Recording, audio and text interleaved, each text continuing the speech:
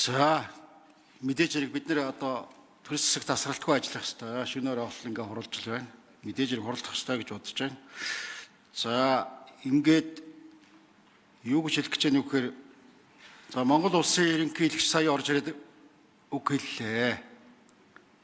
За миний та нарт 5 жил хэлдэг байсан үгийг хэлж шít. Одоо эцэст би ерөнхийлөгчд ойлгох юм уу ойлгохгүй юу? Одоо ойлгохгүй яах вэ? За баярлалаа. За тэгээд орлогоо нотлоо гэсэн. Оюун эрдэнэ сайдаа.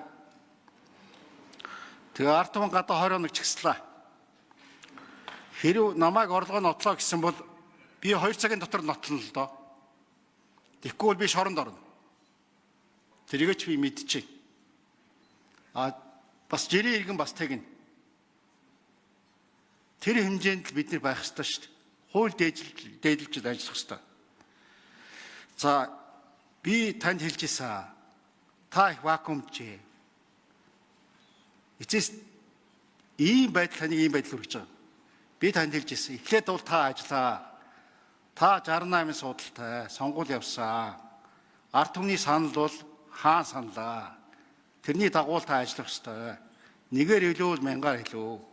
64 судалтай болчлоо л та засаг барих ёстой байсан. Тэр үед бүх юм сайхан байсан. Нүүрсний үн ч өндөр байлаа. Ямар л бол ямар үлгэр ярьж болохоор байлаа. Тэрэнд бүгд итгэдэг байлаа. Тэгэхэд би хэлж байлаа. Унж болно. Тэгэхэд хэцүүдээ шүү гэжсэн. Миний үгийг аваагүй. Авчихгүй. Тэгээд одоо 68-тай байсан энэ намтайгаа тэгээд зүтгээд үзэх байсан.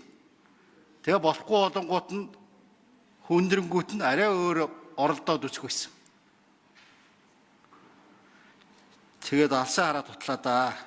Нэг 10 сар дотор дутж байгаа юм чи одоо тэгэл 20-50 жилийг харна ч гэж байна. За нэг юм байна.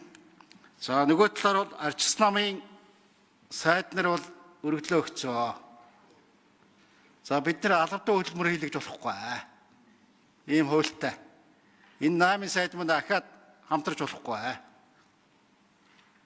Хамтарсан засагт орж болохгүй. За яг ерөнхийдөө хуулиар бол ерөнхий сайд бол өөрийнхөө засгийн газрын хэнийг яах вэ байгуулах уу гэд тийм эрхийг олгоцсон байна. Дараагийн ерөнхий сайд гарч ирээд ажиллах байхаа. Тэр нь бол одоо чөлөөтэй. За өнөөдөр бол нөхцөл байдал бол гадаа залуучууд маань жагссан байна. 20 хоног жагслаа. За та бол одоо хизээч хариуцлага тооцооргүй тийм засгийн газрыг байгуулсан байсан л да. Нэг юмыг тооцсонгүй. Энэ залуучуудыг эрхчлөөн дуртай үнэхээр тэр орлогоо нотол гэж хэлж чаддаг ийм залуу үе бий болсон байна. Энэ сүүлийн 30 жилд. Энэ залуучуудаа би бол баярлж байгаа. За тэр тусмаа тэр залуучуудаар очсон